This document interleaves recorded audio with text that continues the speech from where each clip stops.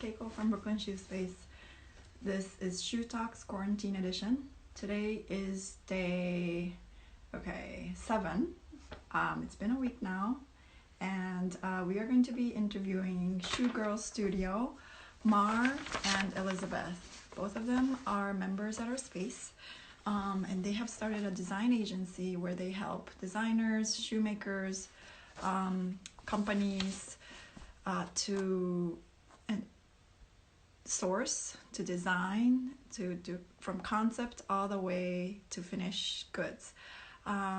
They are online now. I just wanted to check in with them how they're doing during this time, and if there's any insight on factories and situations overseas.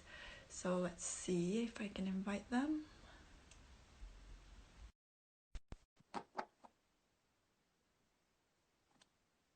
Hi, Mar. Okay, waiting for Shoe Girl Studio. Let's see. Hello. Hi. How are you? Hi. So good to see you, Elizabeth.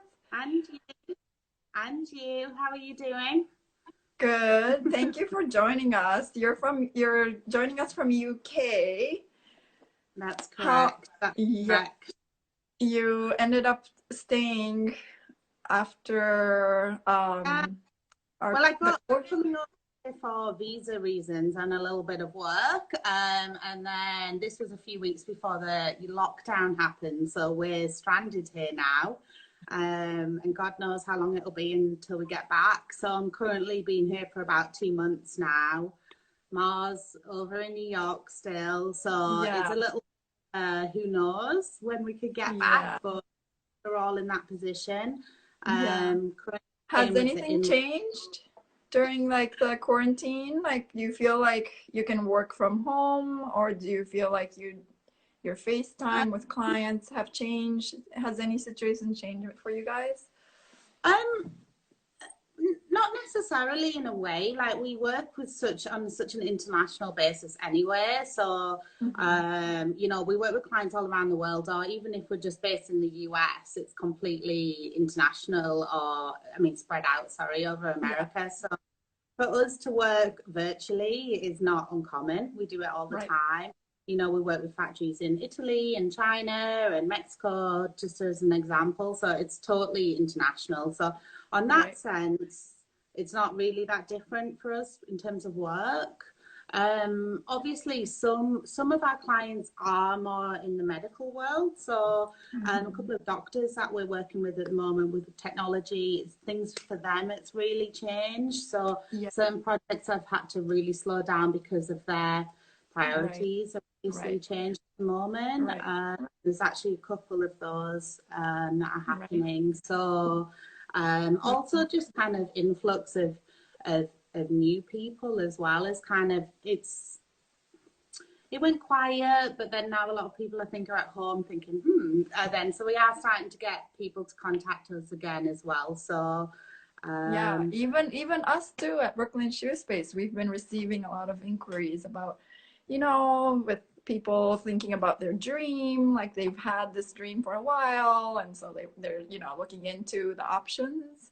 That's I was assuming that maybe there's going to be a lot of influx of people like that. And I know you've done the class recently in February, end of February. We had that, like, start your own brand, how to start your own brand at our shop. It was super helpful. We've gotten like a ton of response from the students as well, that they're really happy. I'm sorry. Have they been reaching out? Have they been like going forward with projects? I guess that's like a secret, but just before I say to that, I just want to say like how thankful like we feel, both me and Mar, about it was having that date when we had it, because if it was any later, then we would have, like, the physical class wouldn't have been able to happen, obviously. We did live stream it, so we would have been able to still run, but it would have been completely virtual. So that was great in a way. Definitely a learning curve for us. We've never done a workshop live stream before, and so there was a few as you know, technical difficulties. But we had a wonderful experience. So I think out of in total we had around about 30, just under 35 students between in person and virtual, and I think we've had maybe out of them we've had about five people. We're kind of at the stages of chatting to them on a more past and educational and how we can help them with our services. Right. Really cool, interesting projects. And what is so kind of cool about it is that they've obviously, a lot of them have done the homework. These people are really prepared. They listened to everything in the workshop and they've come to us really ready. So that was just great. So and it's unfortunate with this whole situation that some things kind of have to be on pause for a little bit. But I hope, you know.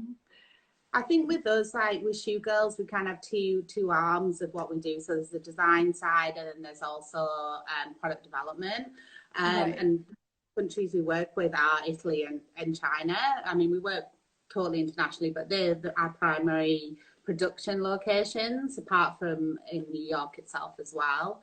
And obviously they're the two, and America, the three worst hit countries in the world. So Are you in touch with them virtually, like by email? Can you? 100%. We're still speaking to them now, but like for example, I've just been corresponding with our agents out in Italy, and we're with one of our current brands. They're ready to start developing other styles. We're already halfway through the process, but we're now trying to select materials for the redos for the new colorways, and that's becoming a little bit challenging because their suppliers are closed. All of their suppliers, so trying to figure out what we can work with and what's right for the project. For sure.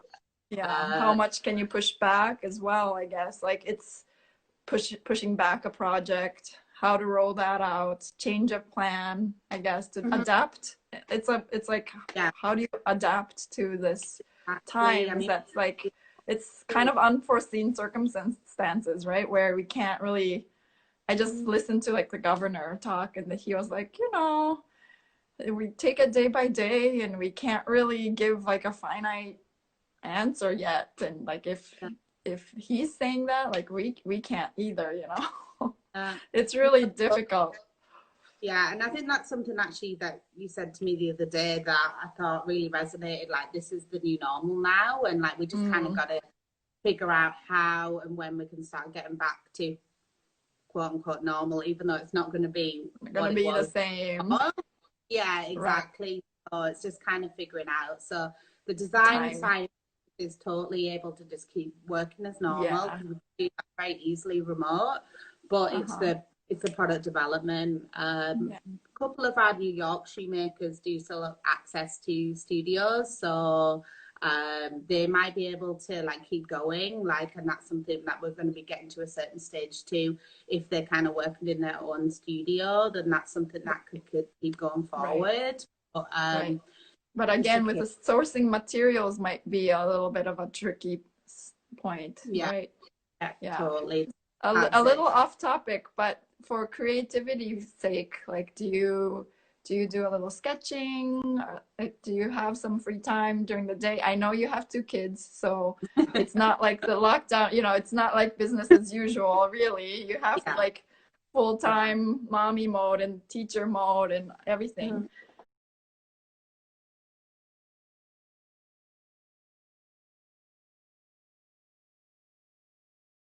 But do you have a little time for yourself sometimes to like do a little creative things? Yeah, I mean, well, that's what me and Ma always talk about, these kind of like test projects that we want to do. That'll be kind of like a Shoe Girls thing. And like we always get so far, but then, you know, actual client work gets in the way, and like obviously we have to prioritize that. So we've been able to really kind of spend a bit of time on focusing on that, which you can see that's on exciting. Developing a project. And also we've kind of been talking about strategies for like Shoe Girl Studio, about maybe trying to approach, this is something that we've been thinking about for a while, since before working, before the virus, sorry, was kind of like approaching some maybe well-established brands, let's say a jewelry brand or a hat brand, not a footwear brand, and maybe approach them and how we would like, just for fun, design like a couple of products for them to maybe go along with their products, and kind of propose a collaboration, whether it even is just a sample or whether it's just as fun as us just designing with fun. So we've both definitely had a bit of time to kind of design more what we want to do, rather than kind of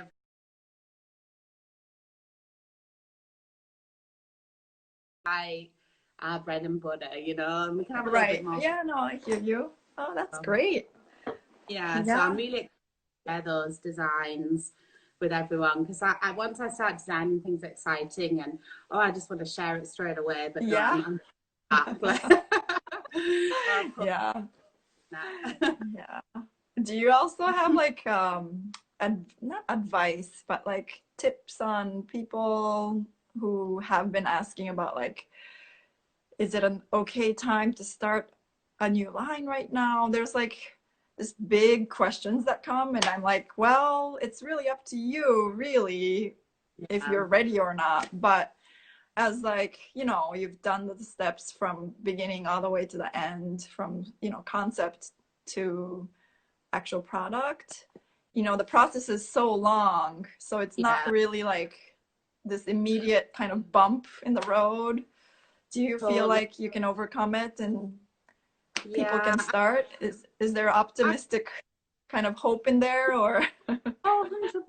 I mean, it depends. It really depends on so many different factors. Like, what I would always say is, like, you know, who are you trying to create these products for? Is it for yourself? Is it for, you know, is there a market for it? And then, you know, are you trying to create something that already exists? Are you trying to create something completely new, and kind of going, you know, have the time to really evaluate it?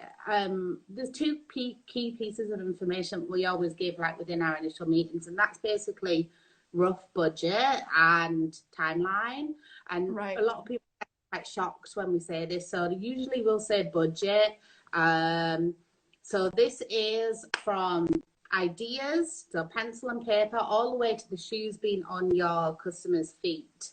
You know, is roughly about industry standard, about 18 months, usually. It can definitely be sped up. It can be slowed down for a million different reasons, depending on what you're creating and where you're creating it. Obviously, you know, if you plan to do wholesale business model, or whether you're planning to do a direct to consumer business model, then the timeframes can be different there, or when you're going to have them ready for changes. And then the other information that we'd say, usually to go into full process and into production, like, you're talking on average minimum like $30,000 for one product. That will include a very small initial order, and what we would class as a small initial production order would be around 250 pairs. So I think with those two key pieces of information of 30 to 50,000 budget and a time frame of a year and a half, you know, that's some really, like, we really care at Shoe Girls about being super transparent. Like, this is what it takes to do it. Yeah, you can do it cheaper or faster, but in other places, but is it going to be done right? You know, and people will tell you, we can do that in 2 months, and then you're 2 months down the line and you're not even halfway through the process. We would rather set than do it faster than the other way. Exactly. So I think, you know, there's definitely a time, you know, in the moment for everything. It's a good time to research, I guess. Everybody should do their research at the moment while they can. 100%. It seems like. What I would say, wanting to start, like, design, let's say, or an idea, you know, really start search the market, search inspiration. It could be just any sort. Pinterest I love for my mood boards.